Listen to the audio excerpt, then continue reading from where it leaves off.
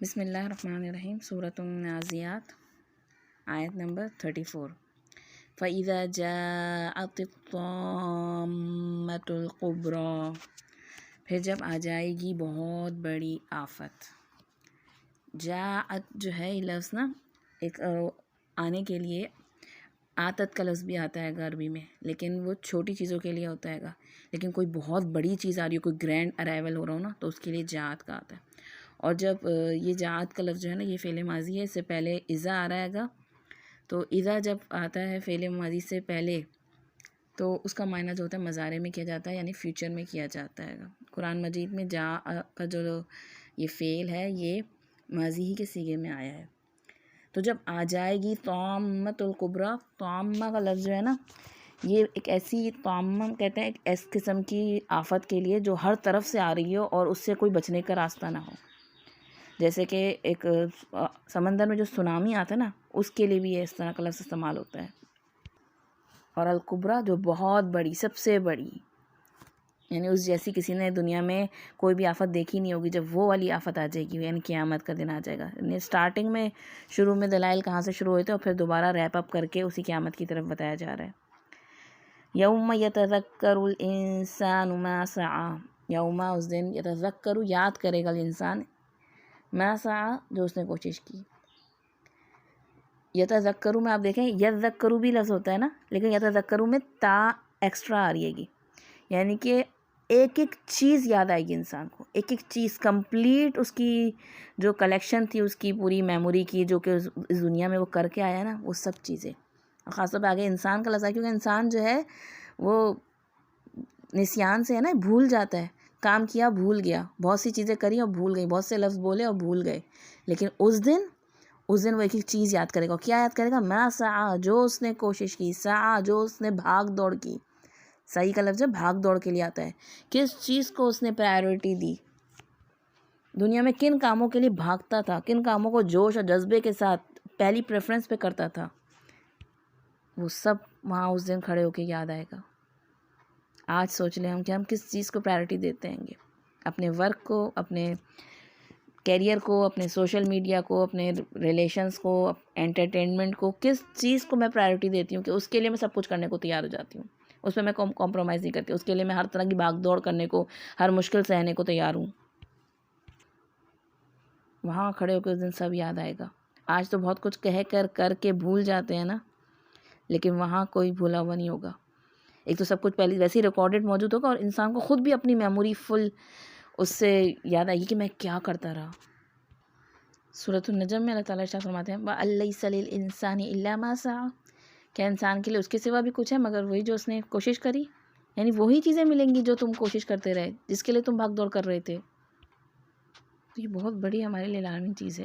دنیا میں تو ہم بعض وقت کوئی چیز محنت کرتے ہیں گے اور اس سے ہم فائدہ نہیں اٹھا پاتے، دوسرے لوگ ہمارے جانے کے بعد فائدہ اٹھاتے ہیں یا ہمیں موقع نہیں ملتا، لیکن آخرت کے لیے وہی ہے جو ہم نے محنت و کوشش کی۔ اور انسان کی جو کوشش ہوتی ہے نا وہ چھپنے والی چیز نہیں ہوتی ہے، اس کی جو بھاگ دوڑ ہوتی ہے نا وہ سامنے آ ہی جاتی ہے۔ پھر آگے اللہ تعالیٰ فرما رہے ہیں بُرِّزَتِ الْجَحِیمُ لِمَن یَرَىٰ، اور ظاہر کر دی جائے گی جہنم، جہنم اس کے لیے جو دیکھتا ہے۔ برزہ، برزہ کا لفظ ہوتا ہے یہ کسی چیز کو کھینچ کر کسی کے سامنے لے آنا، اور جہنم کو اس طرح سے، جہنم کے بارے میں آتا ہے حدیث مبارکہ میں کہ 70,000 لگامیں ہوں گی اور 70,000 ہر لگام کے ساتھ 70,000 فرشتے اس کو تھامے ہوئے ہوں گے، کنٹرول کرنے کی کوشش کر رہے ہوں گے، وہ اس قدر چنگھاڑ رہی ہوگی۔ اور یہ جہیم کا لفظ استعمال ہوا ہے نا جہنم کے لیے، اس کا معنی کیا ہوتا ہے گا؟ شیر کا بھوکی نگاہوں سے اپنے شکار کو دیکھنا، گھورنا، وہ جو گھور رہا ہو، اس طرح جہنم جو ہوگی نا وہ چنگاڑ رہی ہوگی اور کھول رہی ہوگی کہ کسی طریقے سے میں اپنے مجرموں کو اور جو میرے اندر آنے والے ہیں ان پر حملہ آور ہو جاؤں۔ تو یہاں کہا جا رہا ہے گا جہنم کو ان کے لیے لمن یرا، اس کے لیے جو دیکھتا ہے، یعنی جو دیکھنا چاہتا ہے۔ آج دنیا میں ایک طرح وہ دیکھ لیں کہ جو کہتا ہے کہ انکار کرتے ہوئے ایک انداز ہوتا ہے نا کہ کہاں ہے، لے آؤ عذاب، جو انبیاء کے سامنے کہتے تھے، اور یا پھر جو کہتے ہیں دیکھی جائے گی، تو یہ خاص طور پہ ان لوگوں کے لیے کہا جا رہا ہے کہ، اور لفظ بھی کیا استعمال کیا، جہیم کا، کہ وہ خود بھی دیکھ رہی ہوگی، وہ بھی جہنم کو دیکھنا چاہتے تھے نا، اور وہ جہنم بھی انہیں کس طرح سے گھور رہی ہوگی۔ اور اس کے علاوہ ایمان والوں کو بھی جہنم دکھائی جائے گی تاکہ ان کے اندر ایک شکر گزاری پیدا ہو کہ آخر میں اللہ تعالیٰ نے کس بڑی چیز سے یا کس بڑی آفت سے بچایا ہے. فَأَمَّا مَنْ طَغَىٰ، تو رہے وہ جس نے سرکشی کی. اوپر بھی آیتوں میں خاص طور پہ فرعون کی آیتوں میں اس کی سرکشی کا ذکر کیا گیا تھا کہ فرعون نے سرکشی کی، اور یہاں پہ بھی بتا دیا جو جس کسی نے بھی سرکشی کی، من طغیٰ، جو بھی سرکشی کی روش پہ چلا، وآثر الحیات الدنیا، اور اس نے آثرہ ترجیح دی حیات دنیا، دنیا کی زندگی کو، آخرت کے مقابلے میں پریفرنس کری دنیا کی زندگی کو، جس کے بارے میں اللہ تعالیٰ نے پیچھے کیا کہا تھا، متاع لکم ولانعامکم، یہ تو تمہارے فائدے کا سامان ہے، جس یوز کے لیے تمہاری بنائی ہے، تمہیں یہاں دل لگانے کے لیے نہیں کہا. متاع کا لفظ جو ہوتا ہے نا وہ صرف استعمال کی چیزوں کے لیے آتا ہے گا، انجوائے کرنے والی چیزوں کے لیے نہیں آتا. تو انجوائے کرنے کی جگہ نہیں ہے دنیا کہ انسان اس میں ایسا مگن ہو جائے کہ اپنی آخرت کو بھول جائے یا اس کو فراموش کر دے. تو یہاں کہا جا رہا ہے جس کسی نے دنیا کی زندگی میں رہتے ہوئے دنیا ہی کی زندگی کو پریفرنس دیا، اس کی آنکھوں سے آخرت اوجھل رہی، تو اس کا کیا انجام ہوگا، فَإِنَّ الْجَحِيمَ هِيَ الْمَأْوَىٰ، تو بے شک جہنم، وہی جہیم کا لفظ آئے گا، ہی المأویٰ، اس کا ٹھکانہ ہوگی. مأویٰ کا لفظ جو آتا ہے نا وہ آتا ہے کسی ایسی پناہ گاہ کو جو انسان کو کسی خطرے سے بچا لے، یعنی ہائڈ فرام ڈینجر، سمجھو کسی خطرے سے انسان دو چار ہونے والا اور کسی ایسی پناہ میں پہنچ گیا کہ جہاں سے وہ بچ گیا، محفوظ ہو گیا. تو جہنم کو کہا جا رہا ہے کہ وہی ان کی پناہ گاہ ہوگی، وہی ان کا ٹھکانہ ہے. یعنی ایک طرح کا آپ دیکھیں ایک طنز کا انداز ہوتا ہے نا، قرآن کریم جو ہے نا وہ ایک انفارمیشن کی بک نہیں ہے، بلکہ وہ ایک جیتی جاگتی اللہ تعالیٰ کا کلام ہے، معجزہ ہے. اس کا ہر حرف ہر آیت جو ہے گی وہ اپنے ساتھ جو معنی رکھتی ہے گی، وہ ایک جذبات والی جو انسان ہے محسوس کر سکتا ہے اسے، کہ یہاں پہ اللہ تعالیٰ کا غصہ ہے، یہاں اللہ تعالیٰ کا ایک محبت اور شفقت کا انداز ہے، یا پھر یہاں پہ طنز کیا جا رہا ہے گا. تو ان کو طنز کیا جا رہا ہے کہ انہوں نے دنیا کی زندگی میں سرکشی کری، کیونکہ وہ دنیا کی زندگی میں لگے رہے، انہوں نے آخرت کو بلا دیا، تو اب ان کو پناہ گاہ کیا ملے گی، جہیم پناہ گاہ ملی ہے، جہنم. وَأَمَّا مَنْ خَافَ مَقَامَ رَبِّهِ، اور رہے وہ لوگ جو ڈرے، خوفا، جنہوں نے خوف کیا، مقامہ کھڑے ہونے سے، ربی اپنے رب کے سامنے، یعنی دنیا میں رہتے ہوئے وہ اس دل سے ڈرتے رہے کہ جب ہم اپنے رب کے سامنے کھڑے ہوں گے تو ہم کیا جواب دیں گے. اور اس وجہ سے، اس ڈر کی وجہ سے وہ ڈپریشن کا شکار نہیں ہو گئے کہ انہوں نے کام کرنا چھوڑ دیا، بلکہ اس ڈر کی وجہ سے انہوں نے کیا کرا، وَنَحَا النَّفْسَ عَنِ الْهَوَىٰ، انہوں نے روک کے رکھا النفس، اپنے نفس کو، عن الہوا، خواہشات سے. ہوا یحوی جو ہوتا ہے وہ کہتے ہیں اوپر سے نیچے گرنے کو، یعنی کوئی ایسی چیز جس میں کوئکنس ہو، جلدی سے مل جائے جو، اور کسی ایسی چیز کی محبت جو انسان کے چاہت جو دل پہ چھا جائے، تو یہ خواہشات کے لیے آتا ہے کہ انہوں نے اپنے نفس کو روک کے رکھا خواہشات سے. کس وجہ سے روکا؟ ایسا نہیں تھا کہ ان کے اندر ٹیمپٹیشنز نہیں تھیں، ان کے اندر خواہشات اٹھتی نہیں تھیں، بلکہ اس لیے کہ وہ ڈر گئے کہ انہوں نے اپنے رب کے سامنے جواب دے انہیں. تو ان کے لیے اللہ تعالیٰ کیا کہہ رہے ہیں، فَإِنَّ الْجَنَّةَ هِيَ الْمَأْوَىٰ، تو بے شک یقیناً ان کے لیے جنت ان کا ٹھکانہ ہے، ان کو پناہ گاہ کیا ملی، جنت ملی.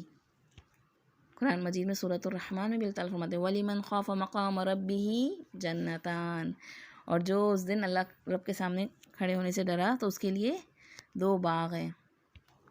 تو اصل میں رب کا خوف جو ہے نا وہ انسان سے مطلوب ہے، کہ انسان کے اندر خشیت ہو کہ میں جو کچھ بھی کر رہا ہوں اس کا جواب دہ ہونا ہے میں نے رب کے سامنے.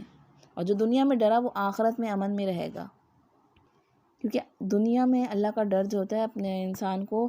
ایسا انسان اپنے آپ کو آزاد نہیں سمجھتا، بلکہ وہ اللہ کے سامنے جواب دہ ہونے کے لیے تیار رہتا ہے گا. پھر ایسا شخص جو ہوتا ہے وہ اللہ تعالیٰ کے احکامات سے منہ نہیں موڑتا، بلکہ وہ تقوی اختیار کرتا ہے گا، اور جس کے اندر تقوی ہوتا ہے تو وہ برائی و نافرمانی سے بچتا ہے. ایسے شخص کا اللہ سے ملاقات پر ایمان ہوتا ہے، اللہ کی ناپسند دیدہ اور برے اعمال سے بچتا ہے اور نیک اعمال کرتا ہے. ایون کہ ایسا شخص اگر گناہ کا ارادہ بھی کر لے نا تو اللہ کی ڈر کی وجہ سے اسے چھوڑ دیتا ہے، یعنی شدید خواہش سے رک جانا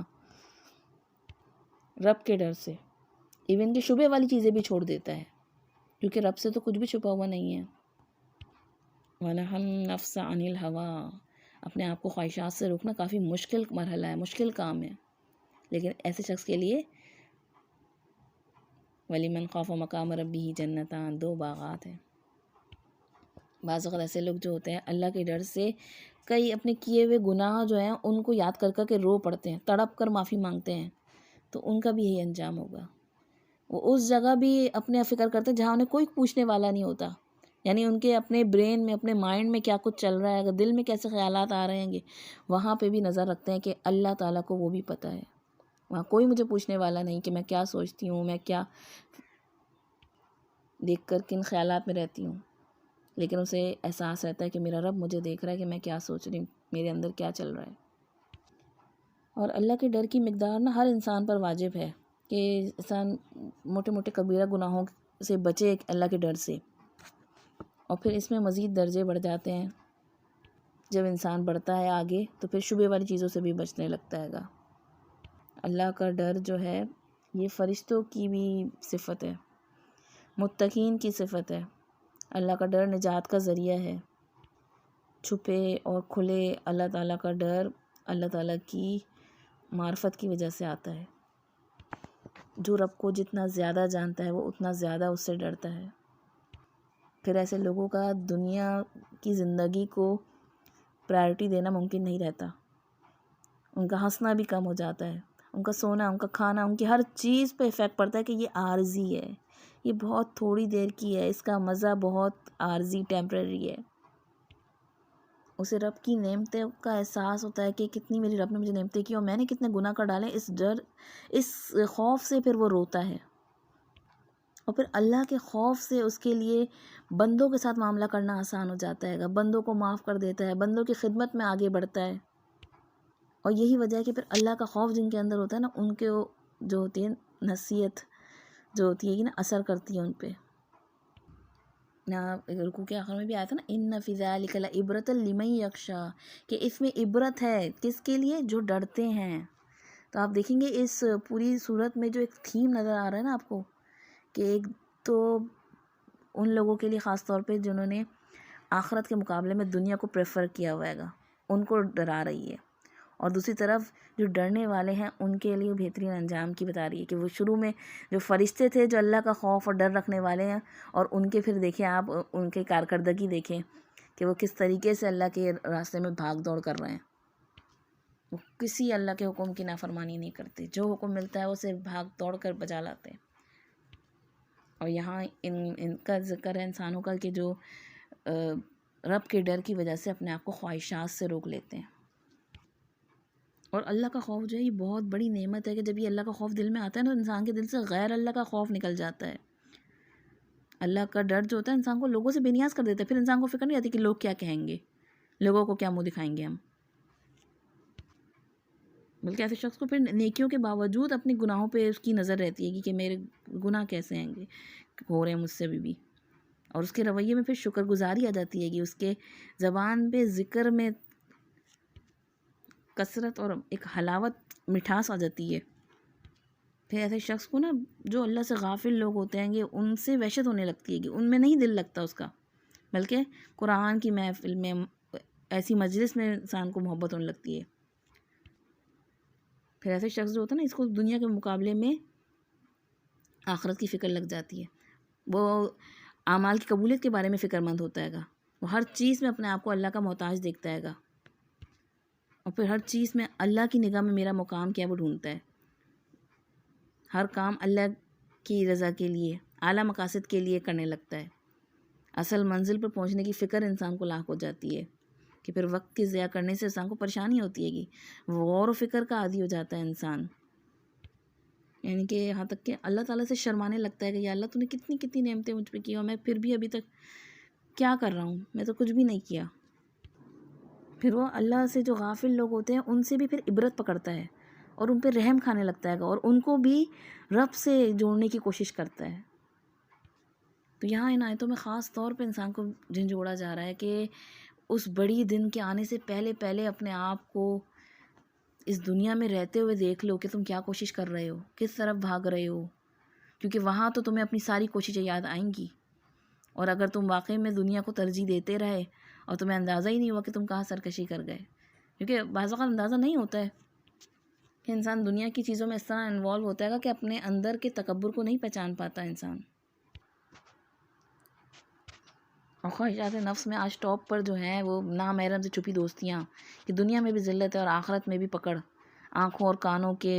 زنا، پورنوگرافی اور میوزک. تو ان سب چیزوں میں اپنے آپ کو روکنا ہے. غصے کے وقت اب دیکھیں اپنی ہوا خواہش کیا ہوتی ہے کہ چیخیں، بدتمیزی کریں لوگوں سے. تو ایسے کے لیے تو جنت نہیں ہے نا. جنت کی خاطر، رب کے دیدار کی خاطر اپنے آپ کو کنٹرول کرنا ہے. غم کے وقت انسان اپنی خواہشات کو دیکھے کہ رونے دھونے میں ناشکری کے الفاظ منہ سے نہ نکلیں. اور خوشی کے وقت ایسا نہ ہو انسان کو خواہشات گھوڑے پہ سوار ہو جائے، مستی میں نافرمانی کرنے لگے. خوشی کے موقع پہ اکڑنا، وکٹری دکھانا اور اس طرح کی حرکتیں کرنا. نبی کریم صلی اللہ علیہ وسلم جب فتح مکہ کے موقع پر مکہ میں داخل ہوئے تو آپ کا کیا انداز تھا. تو ہر موقع پہ، ہر معاملے میں آپ بھوک لگے تو کھاتے چلے جائیں، سوئیں تو سوتے چلے جائیں. یہ سب خواہشات ہیں، چاروں طرف سے اس نے گھیرا ہوا ہے. اور افضل جہاد یاد رکھیں اپنی نفس کے ساتھ